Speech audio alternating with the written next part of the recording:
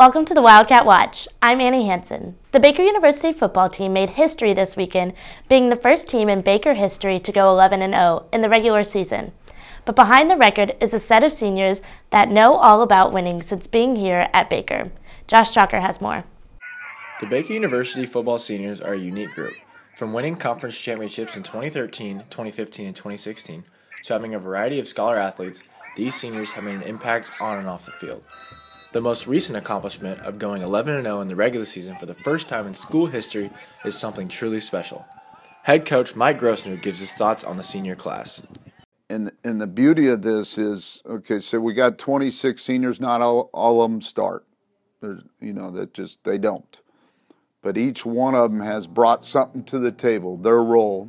Coach Grossner also discusses what growth he has seen in these seniors since they first arrived on campus. Watching them mature, become men, decide on what they want to do in the future, and then you mold them and help them get there. Tyler Price, the Assistant Director of Athletics Communications for Baker University, also talks about his input on what it takes to go 11-0 on its regular season. Well, this football program began in 1890. So this football program is 126 years old. So to have a team go 11-0, perfect season for the first time in that historical landscape is really amazing. Tyler Price is around these students daily, and he discusses what it means to him to be working for a school like Baker. Has been just a joy for me personally to work with them. Each and every athlete I've worked with has been incredibly, amazing to work with, and we're very proud of this team. And each game is so exciting, and we're all in different roles in this athletics department. But for my role, I'm very proud to work for this team and blessed to have this opportunity. Making school history and performing well in the classroom is a task that is admirable to many. Senior football player Trey McGuire explains his thoughts on being a senior on the football team. The current senior football class has been pretty successful. We've been really successful, actually. I've only lost 7 games so far in our careers here at Baker University, so that's pretty epic. It will be very interesting to see what this Baker football team and senior class can do for the remainder of the season. They play Sterling at home on Saturday at noon. Reporting for the Wildcat Watch, I'm Josh Chalker. Next year's senior requirements are going to have some major changes. Salon 411 will no longer be required starting next fall. The university felt that some of the coursework was repetitive for seniors and their majors when they take their respective senior seminars.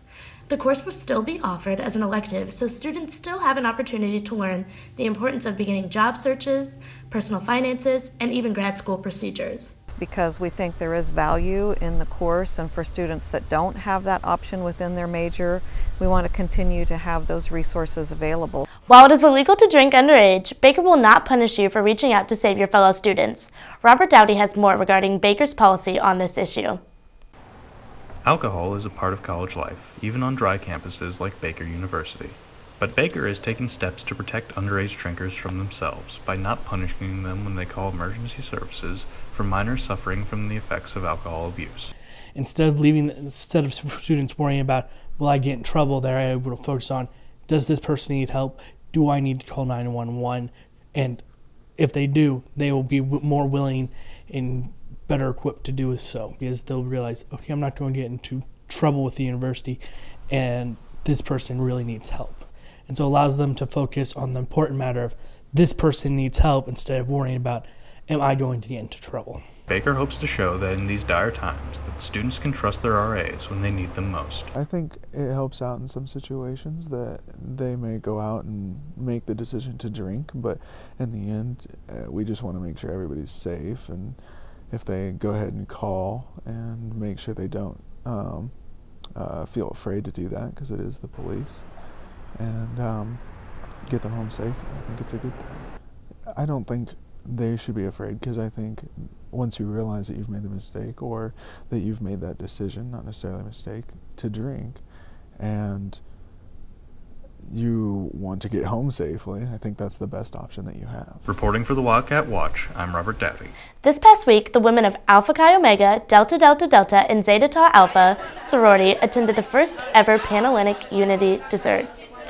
Baker University's Panhellenic Executive Board first came up with this idea to gather all of the sororities at the Alumni Center for dessert.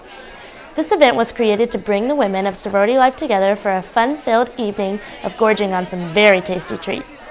In past years, all 3 sororities hosted a Panhellenic dinner where women would be divided throughout all 3 chapters to enjoy dinners with other members of the Greek community.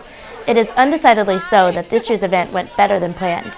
The night was filled with bright smiles, great memories, and a lot of laughter, not to mention some very full stomachs.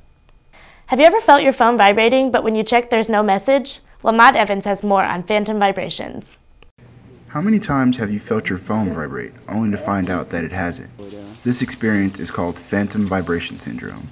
I don't know a lot about this phenomenon of phantom vibrations that people experience with their cell phones, but it does remind me of people's experience with phantom limbs. So people who have had a limb amputated, like their arm or their leg, will often experience a feeling as if they still have their right hand, even though it has in fact been amputated. Phantom vibration syndrome is when you believe your phone to be ringing when it really hasn't. But what could be the reason for this? Because students and, well, people in general are so attached to their phones nowadays that maybe they still experience them vibrating and trying to communicate with them, even when their phones are no longer there. So I wonder if there's something psychologically similar going on with phantom limb pain and these phantom vibrations. This has been Lamont Evans reporting for your Wildcat Watch. On this week's Baker Beat, Bailey Cabrey asked students what their Thanksgiving traditions are.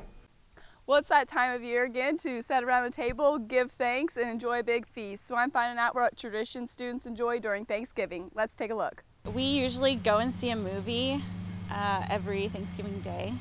Usually I just kind of go home. Last year I actually baked the turkey, and the whole family comes to my grandparents' house. We hang out, eat, sleep, watch the Macy's Thanksgiving Day Parade, and just chill out. I just get with my family and just have a big meal. Well, I'm Canadian, and Thanksgiving's in the beginning of October for us, so I don't really do much. Just kind of go and hang out at my friend's house. We have family come over. We have our grandparents, my cousins, my aunt and uncle.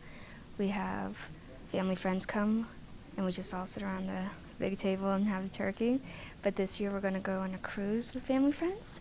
So I'm leaving in a day. I'm so excited. Well, there you have it for Baker students' Thanksgiving traditions. That's all we have for this week's Baker Beat. Until next time, I'm Bailey Cabrey.